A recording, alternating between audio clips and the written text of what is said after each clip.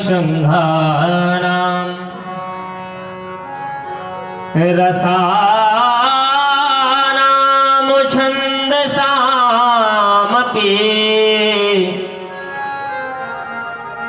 मंगलानाम च कर्तारो वंदे वाणी विनायको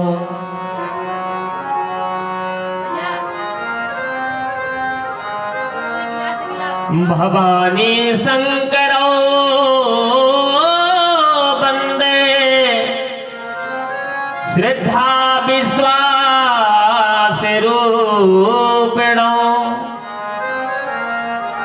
याभ्यां विना न पश्यन्ति श्रद्धा स्वान्तः स्थमीश्वरम्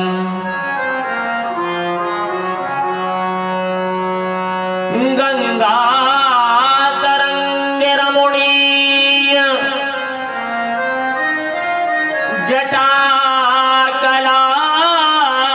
जटाकलापम गौरी निरंतर विभूषित मामुभागम नारायण प्रियम अनंगमदापहारम वाराणसी पुरपतिम भज विश्वनाथम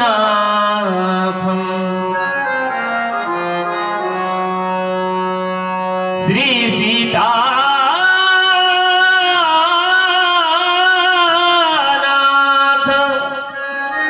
समारम रामानंदार्य मध्यमाम् अस्मदाचार्य पर्यन्ताम् वन्दे श्री गुरु परम्पराम् उल्लंघ सिंधो सलिलं सलीलं यासो किमन्हिं जनकात्मजाय आदाय तैनैव ददाह लङ्कां नमामि तं प्राञ्जलिराञ्जनेय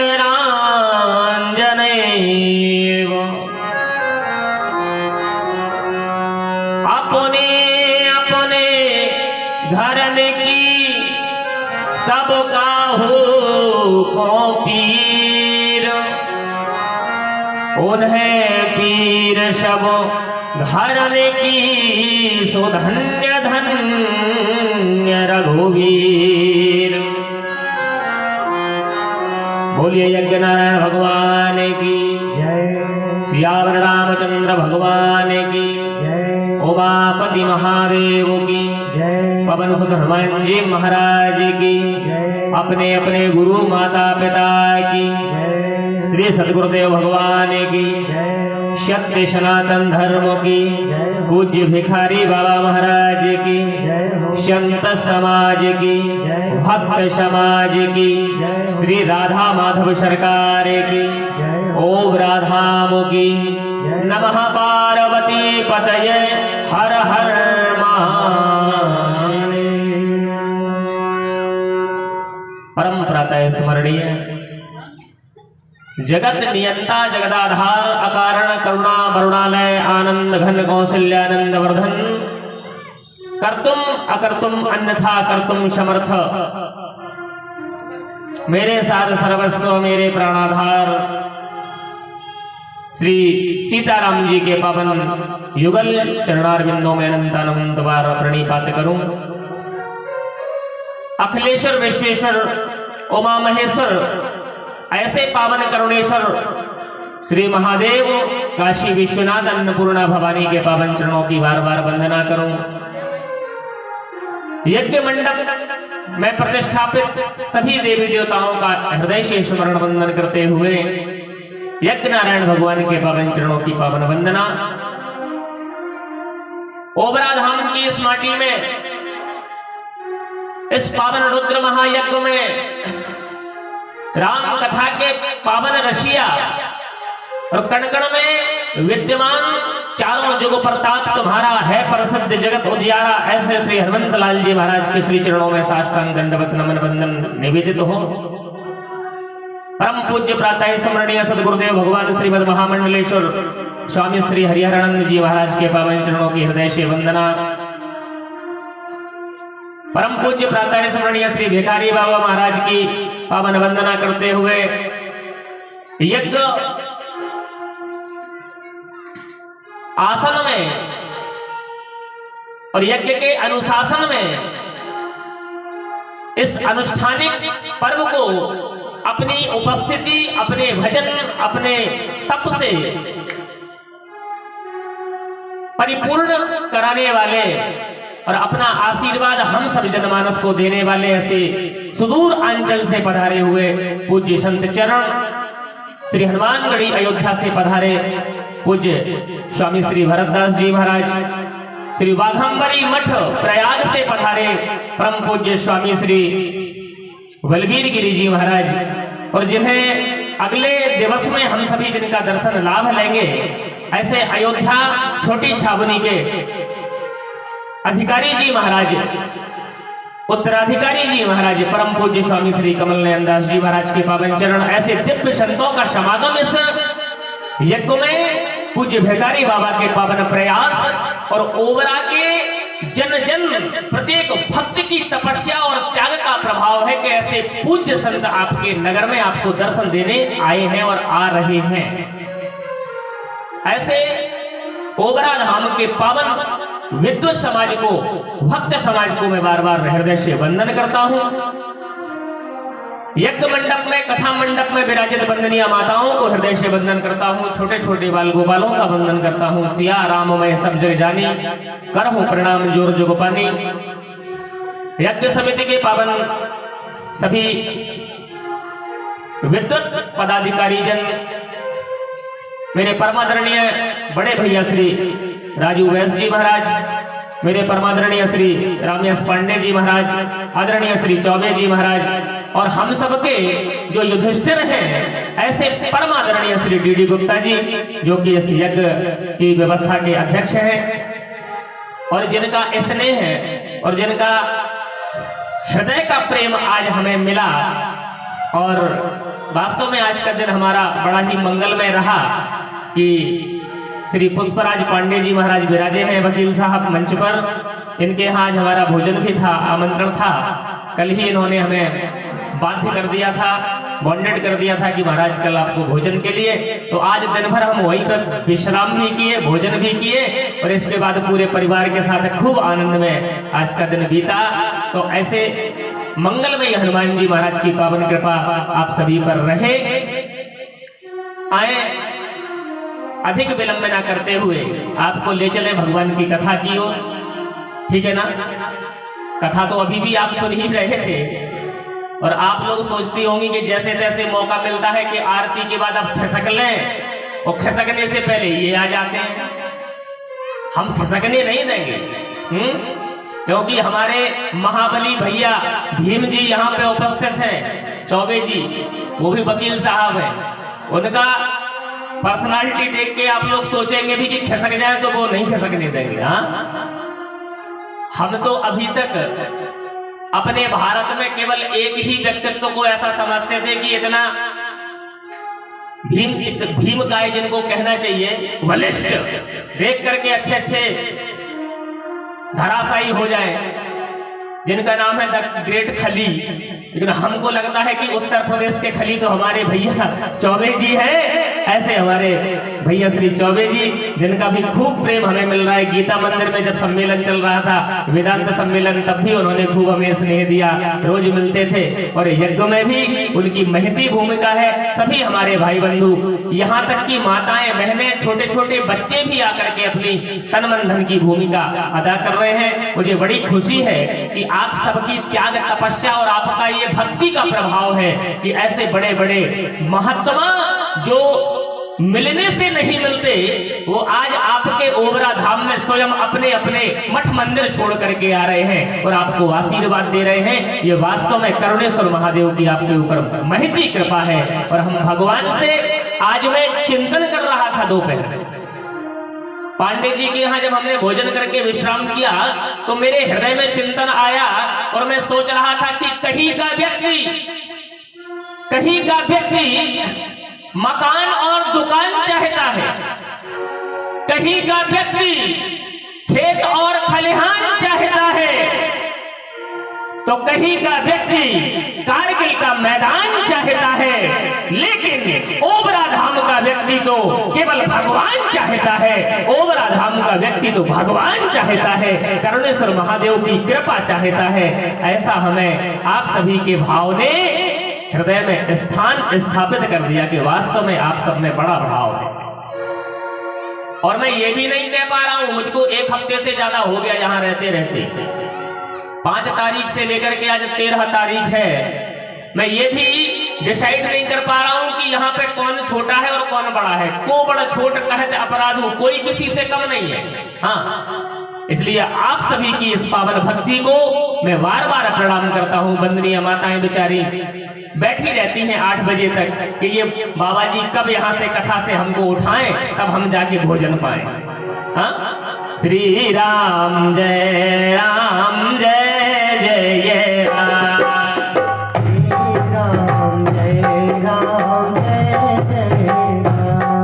बोलो श्री राम जय जय राम, श्री राम जय जय राम, कौशल्या के प्यारे राम, कौशल्या के प्यारे राम, दशरथ राज दुलारे राम, दशरथ राज दुलारे राम, संतन प्राण प्यारे राम, संतन प्राण प्यारे राम, इस जग के रखवारे राम, इस जग के रखवारे राम, गाइए श्री राम जय जय राम, श्री राम जय जय राम, बोलिए यज्ञ नारायण भगवान की। वाल्मीकि रामायण में वाल्मीकि भगवान ने रचित किया है राम कथा के बारे में। भगवान की कथा के बारे में संतों का मनीषियों का मत है कि हरि अनंत, हरि कथा अनंता। भगवान की कथा केवल राम जन्म से लेकर के राम राज्य तक नहीं है। भगवान के न जाने कितने कल्पों में कितने अवतार हुए और उनकी कितनी कथाएं बनी। हम लोगों के सहस्त्र जीवन बीत जाएंगे, लेकिन भगवान की कथा का कोई पारावार नहीं है, अनंत है, जिसका कोई अंत ही ना हो। तो वाल्मीकि भगवान से पूछा गया, फिर आपकी रामायण क्या कहती है? राम कथा कितनी है, राम कथा कैसी है? तो भगवान वाल्मीकि समाज को संदेश देते हैं और उन्होंने लिखा, आदौ राम तपोवनादि गमनम। रामायण कैसी है? आदौ राम, आदौ माने राम जी का अवतरण, राम जी का प्राकट्य। इसके बाद वाल्मीकि रामायण में क्या हुआ? बोले तपोवनादि गमनम। राम जी आए धरा पर और कहा? तप के लिए वनवास चले गए। वाल्मीकि जी ने जितना लिखा है बिल्कुल सटीक लिखा है, सटीक, और वही राम जी ने किया।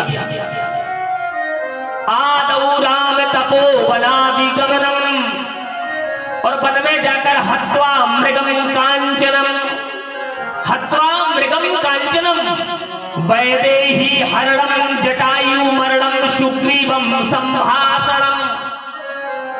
समझ में आ रही ना बात? वैदेही हरणम जटायु मरणम सुग्रीवम संभाषणम। इसके बाद क्या होता है? बाली निग्रहणम समुद्र तरणम और लंकापुरी दाहनम पश्चात कुंभकर्ण रावण हननम एतद्वै रामायणम। इतनी है रामायण। क्यों महाराज? इसलिए भगवान की कथा संशय नहीं करना है कि भगवान की कथा में ये है तो वो नहीं है, वो है तो ये नहीं है। भगवान की कथा तो जैसी है तो सुंदर है। हरि अनंत हरि कथा। हाँ? और राम जी की कथा कैसी है? जैसे शरद पूर्णिमा की रात्रि में जब पूर्णिमा की रात्रि आती है महाराज, तो वो पूर्ण चंद्र की आभा मंडल में जो किरणें अमृत का वर्षण करती है, उन अमृत की बूंदों को चकोर जब पान किया करता है तो आनंदित होता है। ऐसे ही भगवान की कथा है। राम कथा शशि किरण समाना संत चकोर करहि जेहि पाना। भगवान की कथा को राक्षस तो पान कर ही नहीं सकते। भगवान की कथा को भक्त पान करेगा, संत पान करेंगे। दुष्ट व्यक्ति कभी भगवान की कथा में बैठ ही नहीं सकता, उसको अच्छा ही नहीं लगेगा। तो आज महाराज वाल्मीकि जी के अकॉर्डिंग कल हमने कथानक के माध्यम से पुष्प वाटिका में राम जी और सीता जी का साक्षात्कार कराया। गुरुदेव भगवान ने राम जी को आशीर्वाद दिया, सुफल मनोरथ हो ही तुम्हारे। और माता भवानी ने, गौरा मैया ने आशीर्वाद दिया, सुन शीय शब्द आशीष हमारी। इसका मतलब है कि पाणी ग्रहण में अब कोई संशय नहीं है। भगवान और सीताराम जी का विवाह संपन्न होता है।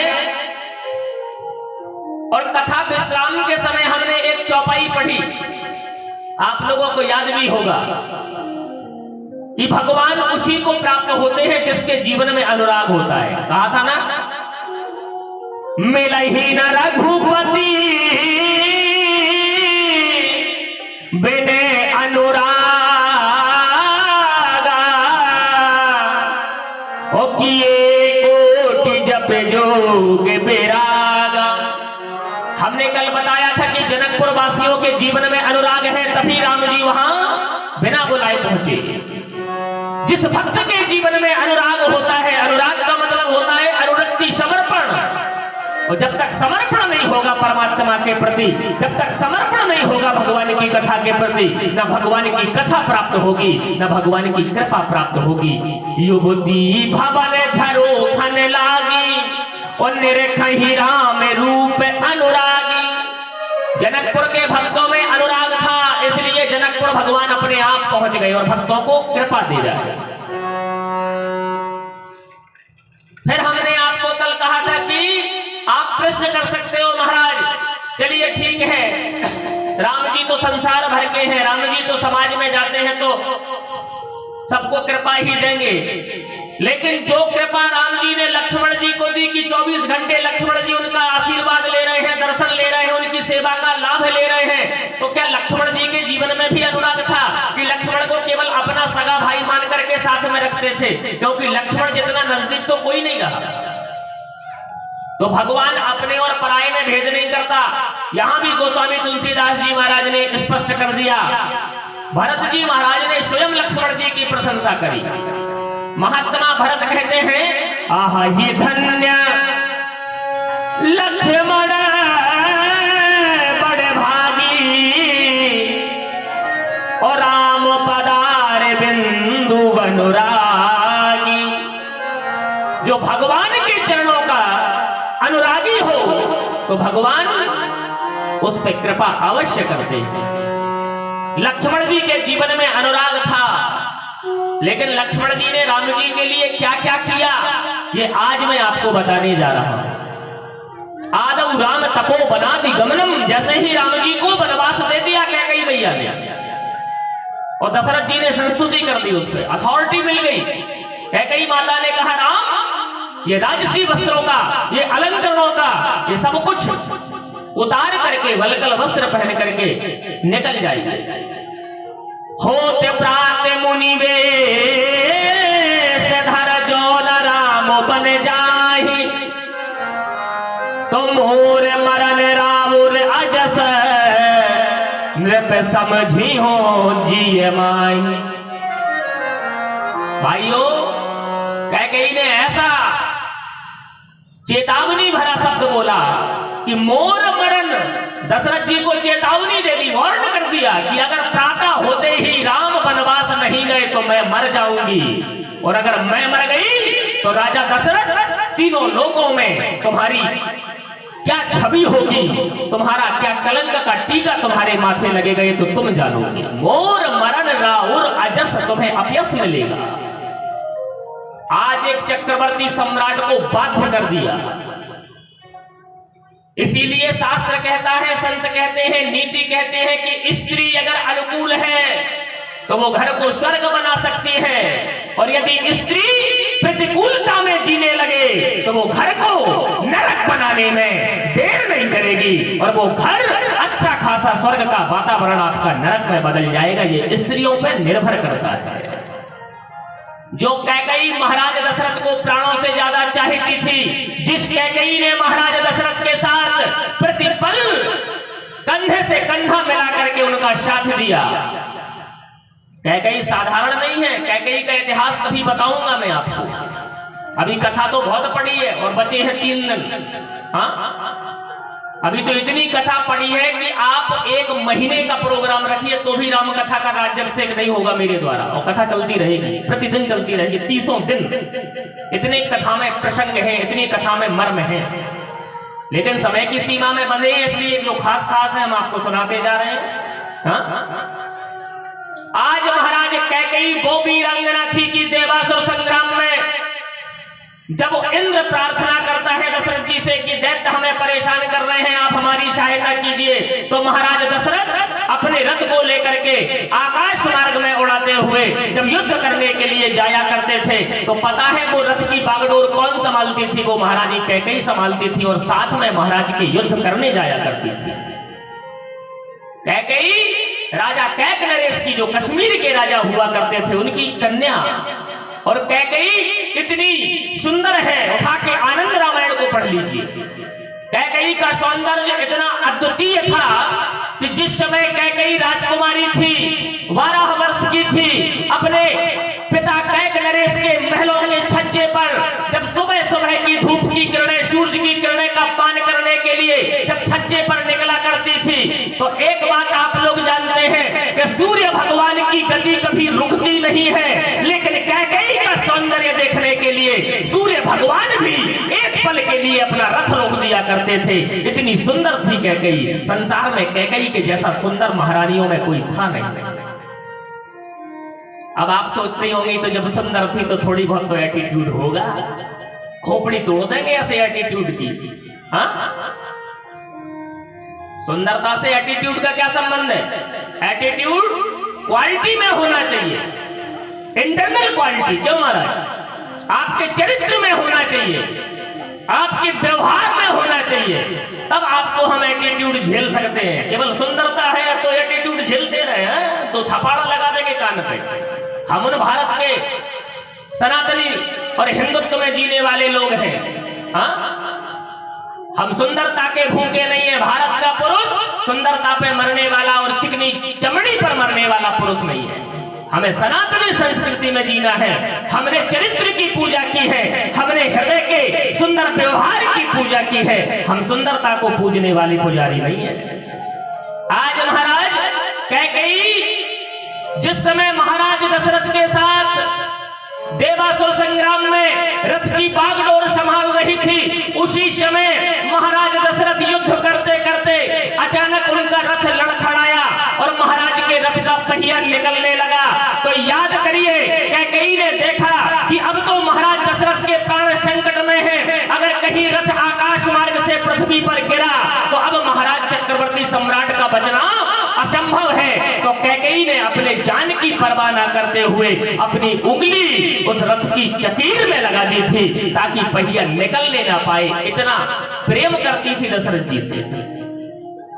लेकिन विधाता की लेखनी को कोई जानता नहीं है। आज इतना प्रेम करने वाली कैकेयी, राम जी से इतना प्रेम करने वाली कैकेयी कि बचपन से लेकर के जब तक राम जी का विवाह हुआ तब तक कभी भी राम जी कौशल्या के महलों में नहीं सोए। कभी भी राम जी कौशल्या के महलों में नहीं सोए। जब भी राम जी अपने सखा स्नेहियों के साथ बाहर से खेल करके, गुरुकुल से घूम करके, भ्रमण करके आते थे, सीधे कैकेयी माता के महलों में जाके माता कैकेयी की गोदी में सोया करते थे। इतना प्रेम था कैकेयी और राम में। लेकिन आज विधाता को मंजूर और कुछ था कि आज वही कैकेयी राम वनवास का निमित्त बन रही है। राम जी ने माता कैकेयी की आज्ञा स्वीकार की, ये बेटे का धर्म है। और राम जी कहते क्या है? सोने जननी सोई सुत बड़े भागी, और राम मार सोने जननी सोई सुत बड़े भागी, जो पितु तू बचन अनुरागी। ये राम जी ने स्वयं कहा है कि संसार के बेटों को सुंदर सा संदेश दिया है कि जो बेटे माँ बाप की आज्ञा का पालन करें, जो माता पिता के वचनों का पालन करें, वो बेटा बड़भागी होता है। ये राम जी की कथा हमें सिखाती है। लेकिन नहीं, आज का बेटा तो पत्नी का आज्ञाकारी हो गया, माँ बाप का आज्ञाकारी काय को होगा।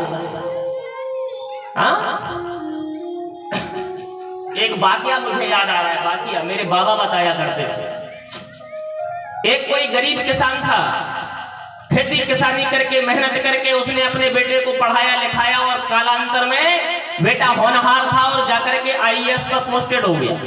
देखें आप, एक हल चलाने वाला, मेहनत मजदूरी खून पसीने से अपना बच्चों का भरण पोषण करने वाला किसान, जिसका बेटा आईएएस पद पर पोस्टेड हो गया, कलेक्टर बन गया, ट्रेनिंग हुई, अपॉइंटमेंट हो गया, ज्वाइनिंग हो गई, ठीक है। कुछ दिन बीते, कुछ महीने बीते, तो बेटे की माँ, उस किसान की जो पत्नी थी बुढ़िया, उसे लगा कि हमने काफी महीनों से बेटे को कुछ खिलाया पिलाया नहीं, क्योंकि घर में तो शुद्ध दूध खाया करता था, घी खाया करता था, बेटा तो बेटा ही है, हमारे पास जो रूखा सूखा था घर का हम खिलाते थे। एक काम करो, किसान से बोली, पता करना है कि कहां पर कौन सी जगह पर हमारा बेटा नौकरी करता है, मैंने कुछ घी बना करके रखा है बेटे के लिए, लिए जाओ, कम से कम हमारा बेटा मेहनत कर रहा है, रात दिन ऑफिस का काम करता होगा तो घर का घी खाएगा तो तंदुरुस्त रहेगा। देखिए माँ का प्रेम। मैले कुचैले कपड़े पहने वो गरीब किसान, पैरों में फटे हुए जूते, धूल से सने हुए पैर, गंदा सा शरीर, झोले में कुछ नाश्ता बना दिया उसकी महतारी ने और डिब्बे में घी लेकर के वो पता करता करता अपने बेटे का नाम पूछता पूछता पहुंच गया उसी जिले में जहां पर उनका बेटा डीएम बन के तैनात था। कार्यालय पहुंचा तो बाहर तो सुरक्षा रहती है, भाई डीएम है, जिले का अधिकारी है। अपना नाम बता दिया कि डीएम साहब को कह दीजिए फला जगह से ये आए हैं, आपसे मिलना चाहते हैं। तो देखें उस बेटे का चरित्र, देखें उस बेटे का व्यवहार। कुछ देर बाहर किसान बैठा, एक चपरासी आया, बोले बाबा आपको साहब ने अंदर बुलाया है। जैसे ही देखा कि अंदर बड़े बड़े ऑफिसर बैठे हैं और सामने हमारा बेटा उन सबका निरीक्षण कर रहा है, उनकी समीक्षा ले रहा है, उनको डायरेक्शन दे रहा है, तो आज पिता का हृदय गदगद हो गया, आज सीना चौड़ा हो गया और आंखें छलकाई और जाकर के हाथ जोड़ता है और वो घी का डिब्बा और वो जो सत्तू वत्तू जो बना करके झोले में रखा था नाश्ता, वो बेटे के टेबल के पास रख देता है और किनारे बैठ जाता है। इसके बाद चपरासी को बुलाया और बोले इसको बाहर कर दो। पिताजी को बाहर कर दिया गया। अधिकारी बैठे थे, अधिकारियों ने, अब कोई सीडीओ होगा, क्यों महाराज, कोई एसडीएम होगा, कोई आईपीएस होगा, कोई कुछ होगा, मीटिंग चल रही थी, जो भी हो। अधिकारियों ने पूछा, बोले सर श्रीमान जी इतनी मुख्य मीटिंग में एक मैला कुचैला सा साधारण सा ये आदमी, आपको तो इतना टाइम नहीं जाता कि आप बड़े बड़े नेताओं से मिलो, उनको अपॉइंटमेंट दो, ये अचानक से बीच में डिस्टर्ब करने कैसे घुस आया? क्या आपने इसको बुलाया था? कौन था ये? बोले हाँ, मैंने ही इसको बुलाया था। बोले ये हमारे गांव का, हमारे पिताजी का नौकर है, ये हमारे यहाँ नौकरी करता है, इसलिए हमारी माताजी ने घी भिजवाया था, वो घी देने आया। आज उस डीएम को अपने पिता की सकल सूरत देख के शर्मिंदगी लग रही है कि अगर मैं अधिकारियों से कहूंगा कि ये मेरे पिताजी हैं तो कहीं मेरी नाक ना कट जाए। धिक्कार है ऐसे बेटों को, धिक्कार है उनकी ऐसी पद प्रतिष्ठा को। बाप गेट के बाहर खड़ा खड़ा सुन रहा था। जैसे ही पिता ने सुना, पिता फपक फपक करके रो पड़ा और जीवन में घर जाकर के अपनी पत्नी को धिक्कारते हुए बोला कि हम उन गरीबों के बेटों को ये घी दूध खिला देंगे जो सड़कों पर सोते हैं, जो फुटपाथ पे सोते हैं, जो भीख मांगते हैं। आज से वही हमारे बेटे हैं। मर गया हमारा बेटा जो डीएम की कुर्सी पर बैठा है। हमें ऐसे बेटे की उम्मीद नहीं थी, न ऐसे बेटे की जरूरत है। इसलिए महाराज बेटों के संस्कार ये होते हैं कि जो राम जी ने सिखाया, सुन जननी सोई सुत बड़ भागी, जो पितु मातु बचन अनुरागी। राम जी और सीता जी वनवास के लिए चौखट पे खड़े हैं बन जाने के लिए। अब देखिए लक्ष्मण जी ने कैसा अनुराग भगवान से जुड़ा। गोस्वामी जी ने लिखा है कि बारिह ते निज हित पति जानी, लक्ष्मण राम चरण रति मानी। तो अगर लक्ष्मण जी ने राम जी के चरणों में बचपन से, बारिह माने बचपन से प्रेम जोड़ा है, तो क्या वो प्रेम निभाया? हम अगर आपसे कह दें कि हम चौबे जी से बहुत प्रेम करते हैं, पांडे जी से बहुत प्रेम करते हैं, चलिए भाई हमारा प्रेम स्नेह जुड़ा है, लेकिन प्रेम की और अपनेपन की पहचान मुसीबत में होती है महाराज। क्यों महाराज, होती है कि नहीं? आज राम जी के जीवन में संकट आ गया कि जिस राम को युवराज बनाया जाना था, जिस राम को राजा बनाया जा रहा था, आज उस राम को बेघर कर दिया। आज राम का जीवन संकट में है कि नहीं? जिसको घर से निकाल दिया जाए वो भी रात को। आज लक्ष्मण जी के चरित्र की और लक्ष्मण जी के प्रेम की पहचान हो रही है। और ये समाचार जैसे ही मिला कि राम जी को वनवास हो गया, लक्ष्मण जी अपने शयन कक्ष से उठे और व्याकुल होकर के राम जी के चरणों की तरफ भागे और गोस्वामी जी ने प्रणाम दे दिया, प्रमाण दे दिया गोस्वामी जी ने। समाचार जब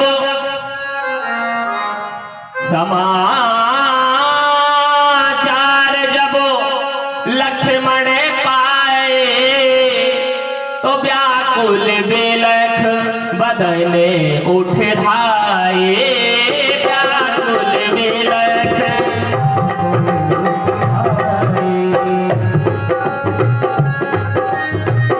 व्याकुल बिलख बदने उठ धाये, व्याकुल बिलख बदने उठ। यह है भाई का भाई से रिश्ता।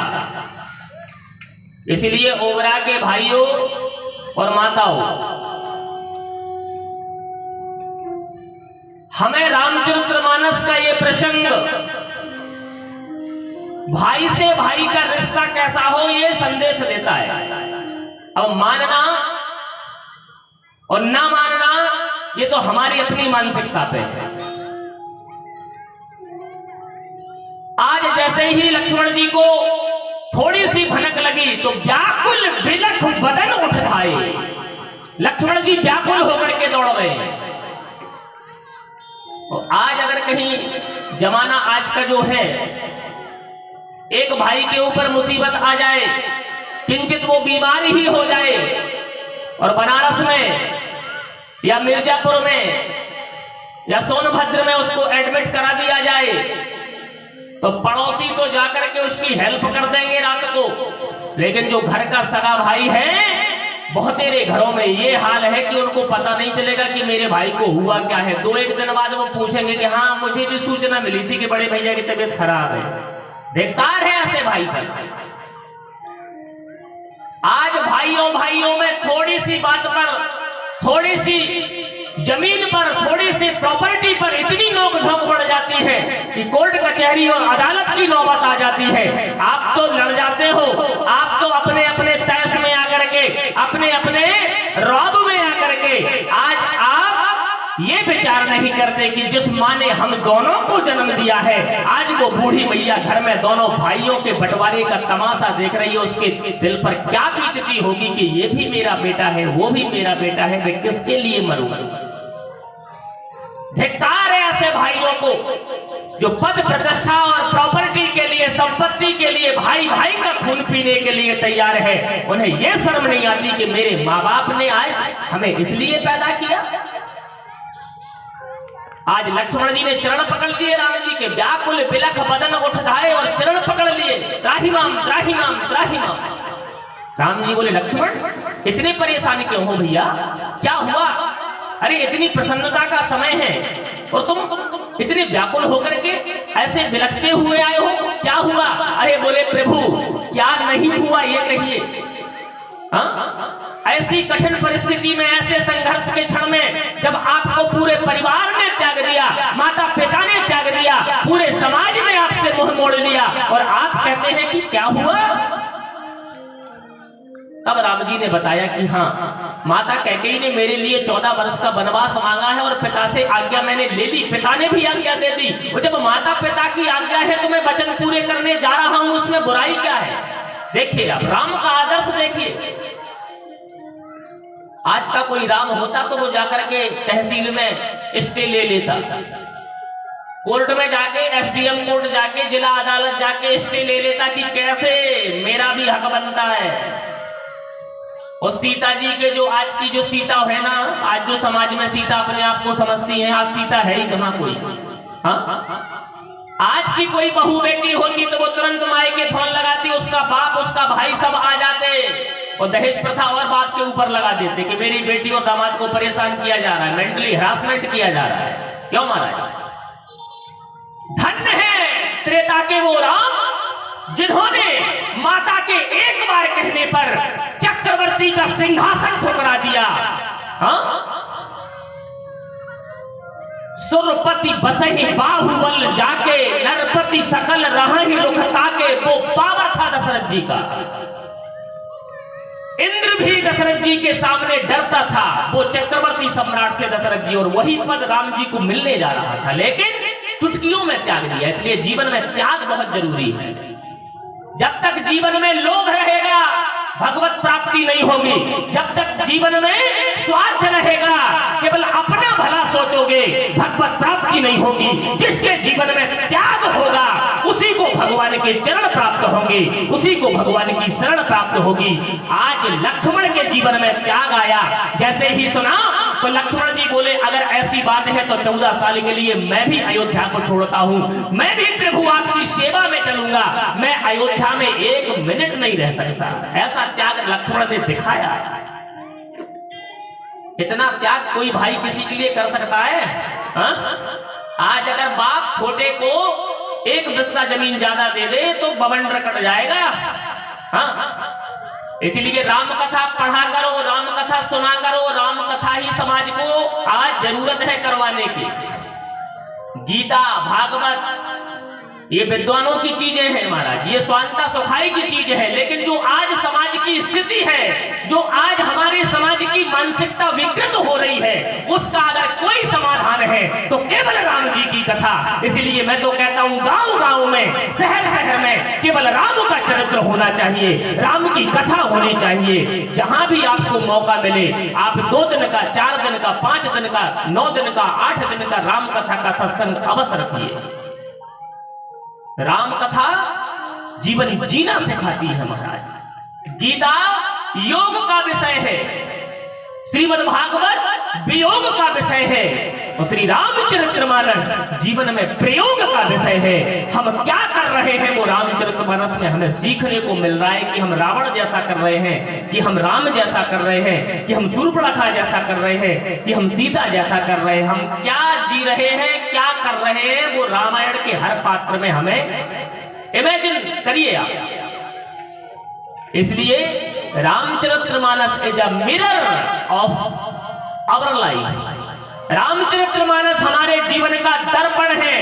हम क्या हैं वो राम कथा, राम का चरित्र हमें दिखाता है कि तुम फलाने पात्र के रूप में हो। हाँ, आज जैसे से ही लक्ष्मण जी जिद करने लगे कि हम भी आपकी सेवा में चलेंगे। अगर माता ने आपको 14 वर्ष के लिए बन जाने की संस्तुति दी तो ये लक्ष्मण भी अयोध्या में नहीं रहेगा। अरे राम जी बोले कैसी बात करते हो लक्ष्मण, ऐसा नहीं हो सकता। क्यों? अनर्थ हो जाएगा। भरत और शत्रुघ्न अयोध्या में नहीं है। राम जी जैसी मर्यादा, राम जी जैसा मानवतावादी भला कौन होगा दूसरा। माताओं, आज राम जी ने लक्ष्मण को समझाना शुरू किया। राम जी कहते हैं, हे लक्ष्मण, भरत शत्रुघ्न दोनों भाई अयोध्या में नहीं हैं। अगर तुम भी मेरे साथ जाओगे तो संसार कहेगा कि बताइए पिता इस समय तड़प रहे हैं और चारों बेटे छोड़ के चले गए। बदनामी हो जाएगी बेटों की। 4 बेटे जिसके हों और उसका पिता तड़प के मर जाए, इसमें बेटों की बदनामी है कि नहीं? लक्ष्मण बोले मुझे माता और पिता से कोई लेना देना नहीं। लक्ष्मण, माता पिता की सेवा तो सर्वोपरि है। प्रातः काल उठ के रघुनाथा, मात पिता गुरु ना वही माथा। मैं वो राम हूं जो प्रातः काल उठने के बाद माता पिता आचार्यों को गुरुओं को प्रणाम करता हूं और वही संस्कार मैंने तुम्हें दिए हैं। इसलिए आज तुम माता पिता की सेवा में ऐसी कठिन परिस्थिति में कि पिताजी बेहोश पड़े हैं, आज तुम पिता को धीरज नहीं बंधाओगे, आज माताओं की सेवा नहीं करोगे, भला अयोध्या को संभालेगा कौन? भरत का कोई पता नहीं है कि भरत कब तक आएंगे। लक्ष्मण जी के जैसा त्याग देखें आप रामचरितमानस में। लक्ष्मण जी महाराज कहते हैं, गुरु पे तुमा तुना जानहु काहू, गुरु पे तुमा तुना। देखें आप, लक्ष्मण जी संसार में रहते हुए भी संसार से अलग हैं और यही जीवन होना चाहिए। लेकिन हम लोग संसार में रहते हैं और संसार में घुस जाते हैं और भगवान से अलग हो जाते हैं, इसीलिए तो परेशान होते हैं। गुरु पितुमा तुना जानहु काहू, और कहा हो स्वभाव नाथ पतियाहू।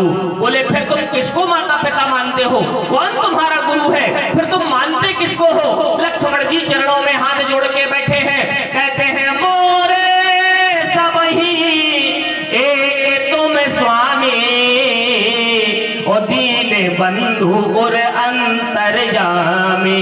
हे प्रभु, आप ही मेरे माता हैं, आप ही मेरे पिता हैं, आप ही मेरे गुरु हैं, आप मेरे सर्वस्व हैं, मैं तो सब कुछ आपको ही मानता हूं। ये रिश्ता है राम जी का लक्ष्मण से।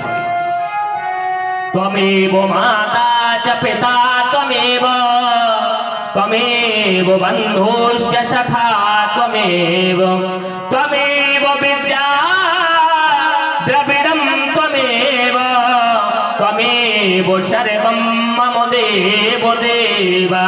इसलिए मोरे सबही एक तुम स्वामी, मोरे सबही एक तुम स्वामी, और दीन बंधु और अंतर्यामी। राम जी बोले मैं नहीं मानता ये बात। राम जी कहते हैं लक्ष्मण, हम संसार में आए हैं, संसार के रिश्तों में बंधे हैं, तो हमें संसार को वो संदेश देना है ताकि संसार में हमारे चरित्र पर कोई उंगली ना उठाए। अगर हम दशरथ के बेटे बन के आए हैं, अगर हम कौशल्या सुमित्रा के बेटे बन के आए हैं, तो हमें दशरथ जी का मान रखना है, कौशल्या सुमित्रा की सेवा का मान रखना है। इसलिए लक्ष्मण मैं तुम्हें नहीं ले जा सकता। राम जी बार बार मना कर रहे हैं। तो आज का कोई स्वार्थी भाई होता, वो कहता हाँ बात तो सही है लक्ष्मण, जंगल में ये पत्नी अकेली है और रात में रात कोई दिक्कत हो जाए, चलो तुम मेरी सेवा में रहना। हाँ, बहुत तेरे भाई समाज में ऐसे भी हैं जो अपना स्वार्थ पूरा करने के लिए अपने सगे भाई की जिंदगी से खेल जाते हैं। वो लोग खेलते हैं कि नहीं? आज लक्ष्मण जी से राम जी कहते हैं मैं तुम्हें नहीं ले जा सकता, मैं कलंकी नहीं बनना चाहता, जो तुम्हारा फर्ज है वो पूरा करो। लक्ष्मण जी ने एक प्रश्न कर दिया, ध्यान से सुनिएगा, बड़े मर्म की कथा है आज। लक्ष्मण जी महाराज कहते हैं हे प्रभु, ठीक है आपकी आज्ञा का पालन करूंगा, मैं नहीं जाऊंगा, लेकिन मेरा एक उत्तर दे दीजिए। लिए। बोले उत्तर कैसा, सवाल कैसा? लक्ष्मण जी बोले किसी माता पिता के घर में एक छोटी सी नन्ही सी कन्या जन्म लेती है। बोले बिल्कुल लेती है। बोले जब वो कन्या लक्ष्मी स्वरूपा कन्या एक माता पिता के जीवन में आती है तो उस परिवार में, उस माता पिता के जीवन में कितनी खुशियां होती हैं। मैया की गोदी में वो पलती है, माँ के आंचल का दुग्ध पान करके वो धीरे धीरे बड़ी होती है। पिता की उंगली पकड़ करके वो बेटी चलना सीखती है, अपने भाई, परिवार, कुटुंब, सखा सहेलियों में जीवन जीना शुरू करती है। और वही लाडली दुलारी बिटिया, पूरे परिवार की प्यारी बिटिया जब युवती बन जाती है तो माता पिता, पूरा परिवार एक परदेशी व्यक्ति के साथ, एक अपरिचित व्यक्ति के साथ उसको जोड़ करके उसको अपने घर से विदा करते हैं। लेकिन याद रखिएगा प्रभु, जिस समय उस बेटी की विदाई होती है तो एक कोने में फपक फपक के उसकी मैया रोती है, एक कोने में खड़ा खड़ा उसका पिता रोता है, एक तरफ उसकी सहेलियां, उसके भाई रोते हैं। लेकिन सभी को रोता हुआ, गिड़गिड़ाता हुआ छोड़ करके वो बेटी किसको पाने के लिए ससुराल चली जाती है। राम जी की आंखों में आंसू आए। राम जी बोले लक्ष्मण, वो बेटी पति को पाने के लिए अपने सारे रिश्ते नातों को ठोकर मार के ससुराल चली जाती है। लक्ष्मण जी कहते हैं प्रभु, जब एक संसार की बिटिया एक पति को पाने के लिए इतने सारे रिश्तों को छोड़कर जा सकती है तो क्या ये लक्ष्मण राम जैसा जगतपति को पाने के लिए अपने अयोध्या को छोड़ के नहीं जा सकता? तो क्या ये लक्ष्मण आप जैसा जगत पिता पाने के लिए, जगतपति पाने के लिए क्या मैं अपने रिश्तों को नहीं छोड़ सकता? ऐसा समर्पण लक्ष्मण ने किया। है कोई माई का लाल इस धरती पे जो लक्ष्मण जैसा समर्पण करे? मैं तो कहता हूं राम आज यहां प्रकट हो जाएंगे, लेकिन राम को प्रकट करने के लिए लक्ष्मण जैसा समर्पण है किसी में? मंच पर बैठ करके भाषण तो बहुत देते हैं लोग, बड़ी बड़ी बातें मारना तो आसान है, लेकिन बड़ी बड़ी बातें मारने को जीवन में उतारने की जरूरत होनी चाहिए। मलाई खा खा करके आराम में और विलासता में, भौतिकता में जिंदगी जी करके कितने आए और कितने राम नाम शब्द है हो गए महाराज। ना ऐसे भगवान पैदा हुए ना होंगे, लेकिन भगवान को पैदा करने के लिए कौशल्या बनना पड़ेगा, भगवान को प्रकट करने के लिए दशरथ बनना पड़ेगा। दशरथ जैसा त्याग और कौशल्या जैसी भक्ति जब हमारे जीवन में आ जाएगी तो मैं गारंटी से कहता हूं इस ओबरा की धरती पर भी राम प्रकट हो जाएंगे। ओबरा की धरती पर भी राम को आना पड़ेगा। इतना बड़ा त्याग देखा, इतना समर्पण देखा तो राम जी ने कह दिया लक्ष्मण चिंता मत करो, अब मैं तुम्हें छोड़ के नहीं जाऊंगा, मैं साथ ले जाऊंगा। भगवान पहले परीक्षा लेते हैं तब साथ देते हैं। आज लक्ष्मण परीक्षा में पास हो गए, लेकिन राम जी ने एक आदेश कर दिया। अभी राम जी फिर से परीक्षा ले रहे हैं। राम जी ने कहा लक्ष्मण मैं तुम्हें साथ तो ले जाऊंगा, लेकिन चूंकि हम सांसारिक मर्यादाओं में बंधे हैं, इसीलिए कोई ये ना कह पाए कि बिना माता पिता का आशीर्वाद लिए चले गए। जाकर के माता सुमित्रा को बताओ कि हम राम जी के साथ 14 साल के लिए जा रहे हैं, और सुमित्रा जी का माता का आशीर्वाद ले आओ। मांगहु विदा मातु सन जाई आबहु बेगी चलहु बने भाई। मांगहु विदा, विदा किससे मांगनी है? बोले माता सुमित्रा से। मांगहु विदा मातु सन। लक्ष्मण जी ने कहा इतनी सी बात? अरे अभी गया और मैया के चरणों में आज्ञा लेके आ जाऊंगा, आप यहीं मिलना। बोले लेकिन जल्दी आना। आबहु बेगी, बेगी माने जल्दी, क्योंकि मेरे पास टाइम नहीं है। माता की कहीं आज्ञा का उल्लंघन ना हो जाए। राम जी टाइम का अतिक्रमण नहीं करते। राम जी समय की कीमत समझते हैं, क्योंकि होत प्रात मुनि वेश धर जो न राम बन जाए। क्यों महाराज? कैकेयी ने यही तो कहा था कि प्रातः होने से पहले अगर राम वनवास नहीं गए तो मोर मरण। राम जी को कैकेयी की चिंता है कि कहीं ऐसा ना हो देर हो जाए और कैकेयी मैया प्राण ना छोड़ो। देखें आप, आज का अगर कोई बेटा होता और उसकी मैया उसको हमेशा के लिए घर से निकाल रही होती तो वो कहता तू मर जा, मैं नहीं जाने वाला। हाँ, लेकिन राम जी को लग रहा है कि मेरे माता पिता को कुछ नहीं होना चाहिए, भले ही मुझे रात को ही निकलना पड़े। ये है राम का आदर्श महाराज। हाँ, आज जैसे ही लक्ष्मण जी मैया कैकेयी मैया सुमित्रा के पास आए तो क्या किया, हर्षित हृदय मातु पही आए, और प्रसन्न होकर के तो आए, लेकिन जैसे ही मैया को सामने देखा तो चौंक गए। क्यों? मां के सामने आते ही बेटा मोह में हल्का सा, अगर मां को मोह होगा तो बेटे को अपने आप। अब लक्ष्मण जी को यह शंका हो गई कि कहीं राम जी ने इस चक्कर में तो नहीं भेज दिया कि मैया के पास तुम जाओगे तो मैया तुम्हें आने नहीं देगी, और बढ़िया है तुम वहीं रह जाओगे, हम चले जाएंगे। अब राम जी के भेजने के बाद लक्ष्मण सस्पेंस में हो गए। तो जाय जननी पग, चौपाई पे ध्यान देना।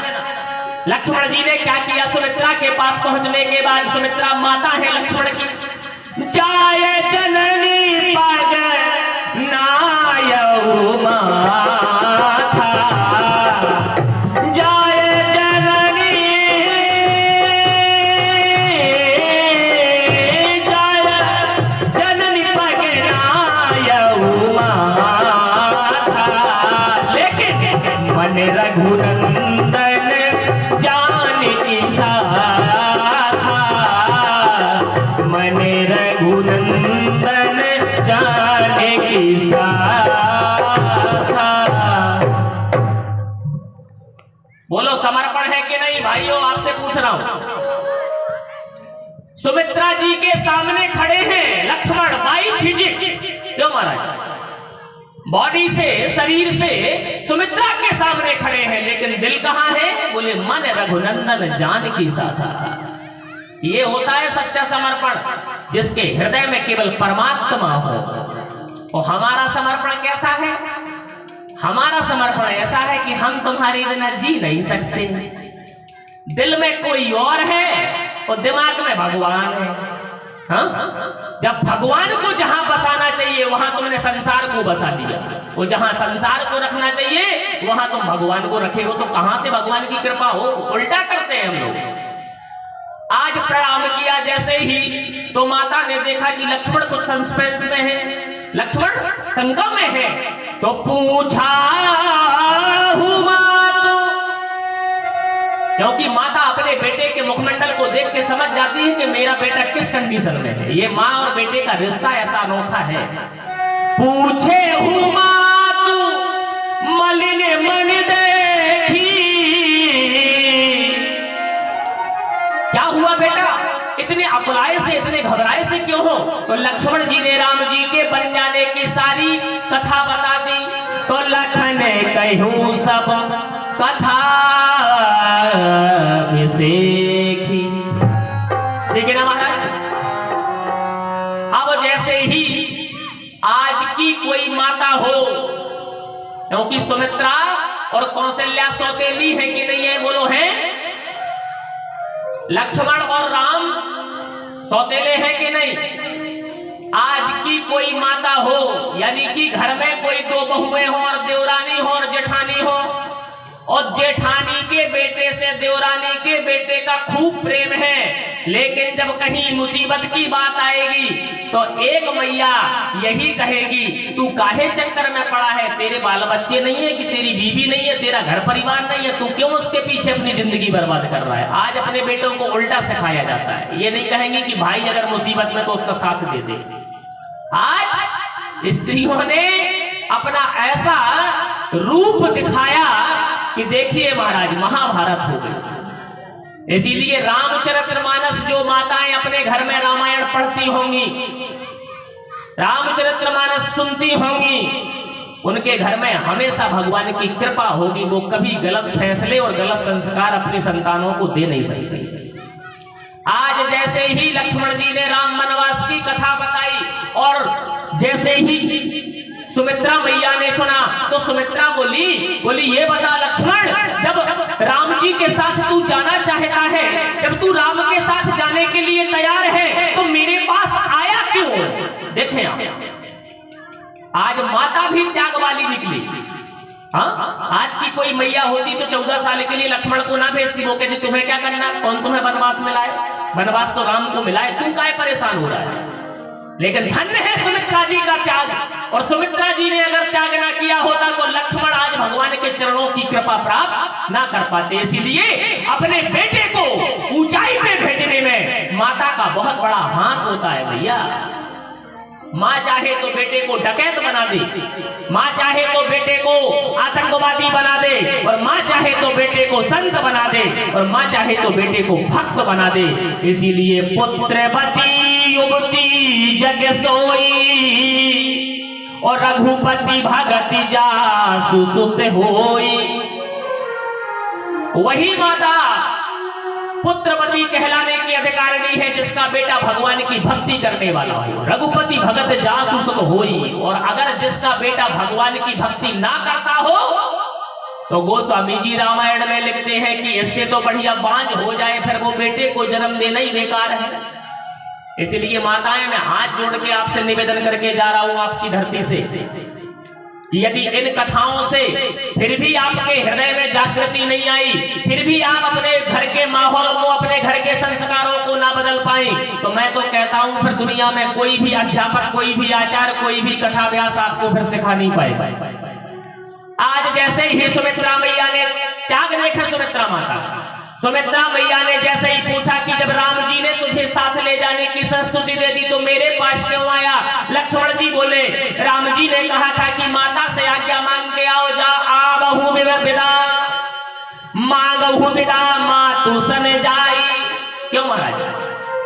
उन्होंने कहा था मैया से आज्ञा मांग के आओ, इसलिए मैं आपके पास आ गया।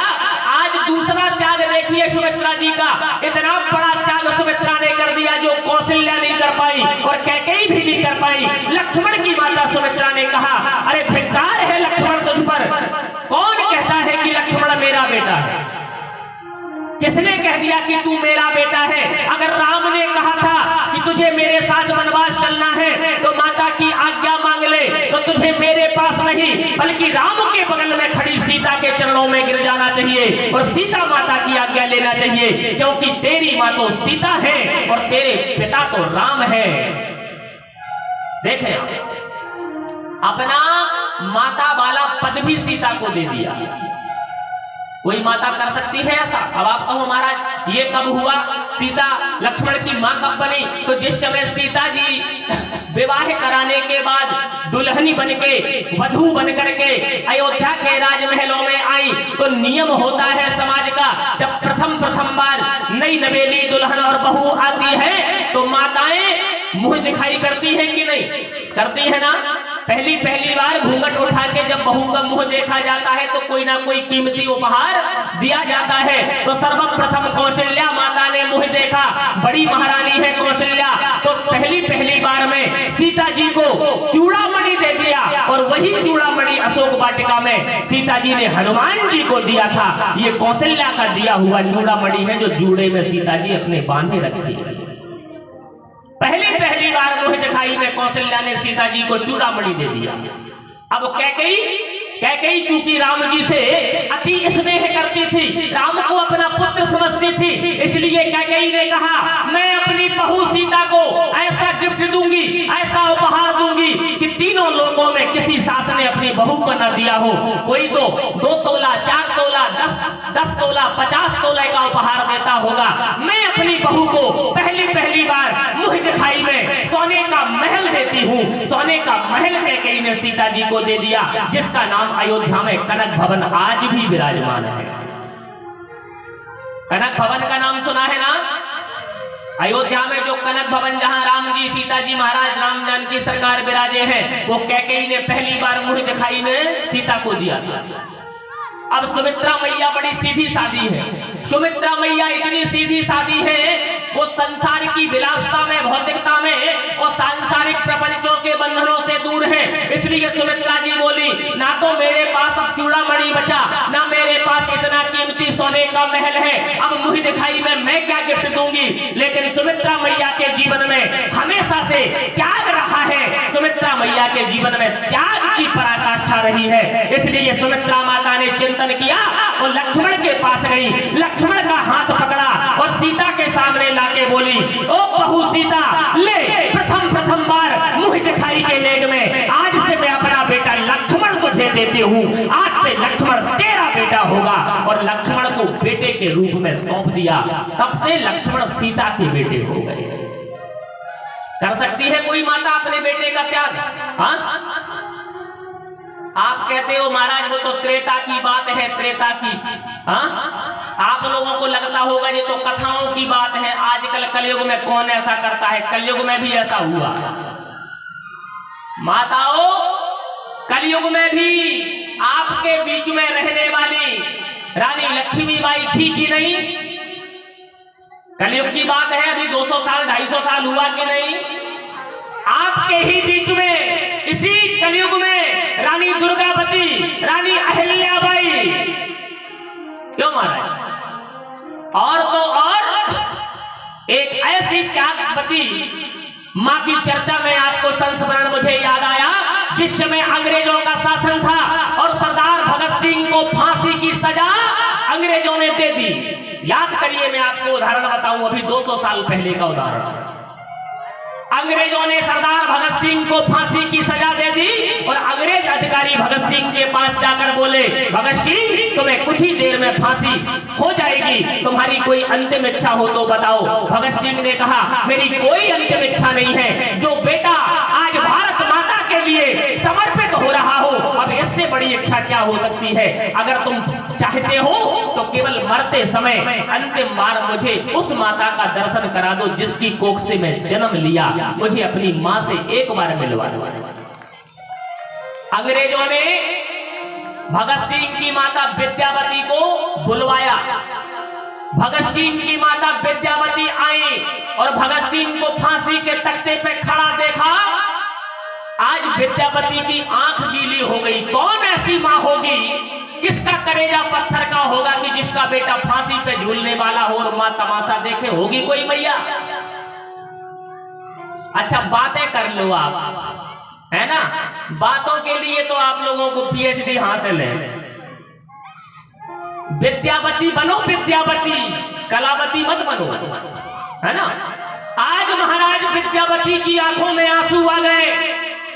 भगत सिंह को लगा कि मेरी मैया को मोह हो गया, मेरी मैया मेरी फांसी से रोने लगी। भगत सिंह को लगा, मैं तो समझता था कि जैसा मैंने राष्ट्र के लिए समर्पण किया है, आज मेरी मां भी मेरे बलिदान पे हर्ष का महसूस करेगी, मेरी मां भी